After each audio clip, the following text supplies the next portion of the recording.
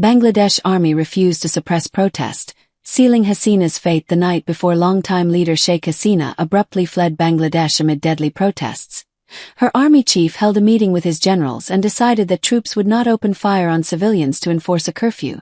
Two serving army officers with knowledge of the discussions told Reuters. Gen Wakayuzizaman then reached out to Hasina's office, conveying to the Prime Minister that his soldiers would be unable to implement the lockdown she had called for, according to an Indian official briefed on the matter. The message was clear, the official said. Hasina no longer had the army's support. Details of the online meeting between military top brass and the message to Hasina that she had lost their backing have not previously been reported. They helped to explain how Hasina's 15-year rule, during which she brooked little dissent, came to such a chaotic and sudden end on Monday, when she fled from Bangladesh to India. The nationwide curfew had been imposed after at least 91 people were killed and hundreds injured in nationwide clashes on Sunday, the deadliest day since student-led protests against Hasina began in July. Army spokesman Lieutenant Colonel Sami Ud Dowla Chowdhury confirmed the Sunday evening discussions, which he described as a regular meeting to take updates after any disturbance. He did not provide details when presented with additional questions about decision-making at that meeting. Hasina could not be reached and her son and advisor, Sajib Wazd, did not respond to repeated requests for comment. Reuters spoke to 10 people familiar with the events of the past week, including 4 serving army officers and 2 other informed sources in Bangladesh, to piece together the final 48 hours of Hasina's reign. Many of them spoke on condition of anonymity due to the sensitivity of the matter.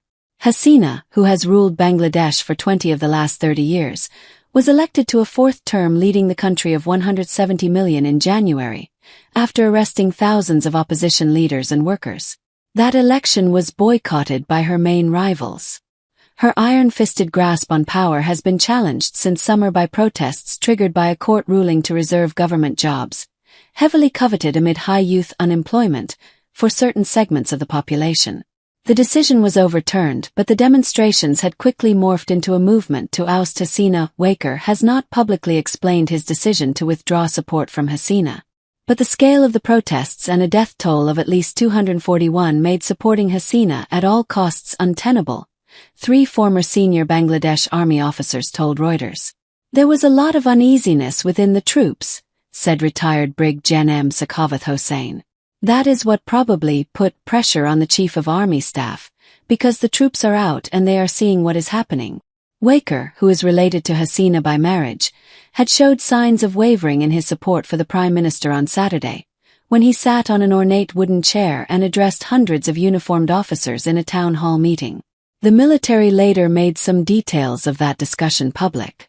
The general declared that lives had to be protected and called on his officers to show patience, said Army spokesman Lieutenant Colonel Sami Ud Dowla. It was the first indication that Bangladesh's army would not forcefully suppress the violent demonstrations, leaving Hasina vulnerable. Retired senior soldiers such as Brig Gen Muhammad Shahidul Anam Khan were among those who defied the curfew on Monday and took to the streets. "We were not stopped by the army," said Shahidul Anam, a former infantry soldier. "The army has done what he had promised the army would do." Short notice. On Monday, the first full day of the indefinite nationwide curfew, Hasina was holed up inside the Gono Baban, or People's Palace, a heavily guarded complex in the capital Dhaka that serves as her official residence. Outside, on the streets of the sprawling city, crowds gathered. Tens of thousands of people had answered protest leaders' call for a march to oust the leader, streaming into the heart of the city. With the situation spiraling out of her control, the 76-year-old leader decided to flee the country on Monday morning, according to the Indian official and 2 Bangladesh nationals familiar with the matter. Hasina and her sister, who lives in London but was in Dhaka at the time, discussed the matter and flew out together, according to a Bangladesh source. They left for India around lunch local time. Indian Foreign Minister Subrahmanyam Jaishankar told Parliament on Tuesday that New Delhi had urged various political forces with whom we were in touch to resolve the situation via dialogue throughout July. But as crowds gathered in Dhaka on Monday ignoring the curfew, Hasina decided to resign, after a meeting with leaders of the security establishment, he added. At very short notice, she requested approval to come for the moment to India.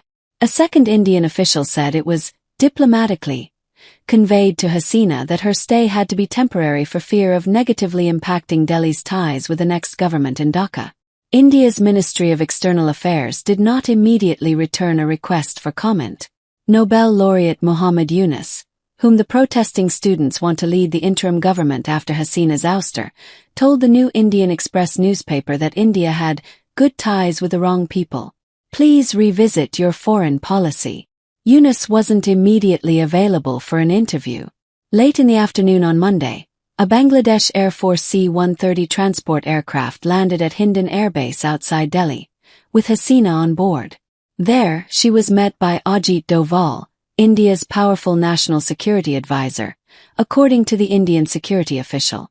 Delhi had fought to carve Bangladesh out of East Pakistan in 1971. After Hasina's father was assassinated in 1975, Hasina took refuge in India for years and built deep links with her neighbor's political elite. Returning to Bangladesh, she gained power in 1996, and was seen as more sensitive to India's security concerns than her political rivals. The Hindu-majority nation also regarded her secular stance as favorable for the 13 million Hindus in Bangladesh. But back in Bangladesh, resentment still lingered even among retired soldiers that Hasina had been allowed to leave. Personally, I feel that she should not have been given a safe passage, said Shahid Anam, the veteran. That was a folly.